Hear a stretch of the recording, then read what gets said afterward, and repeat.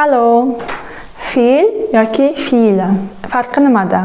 Fe'l bu sanalmaydigan otlar uchun, fe'li esa sanaladigan otlar uchun. Masalan, ich habe viele Freunde. Mening ko'p do'stlarim bor. Demak, do'stlar bu sanaladi 1, 2 deb. Shuning uchun fe'li. Es gibt viele Menschen in der Welt. Dunyoda odamlar ko'p. Endi sanalmaydigan ot, masalan, Zeit. Vaqtni sanab bo'lmaydi, shuning uchun fe'l.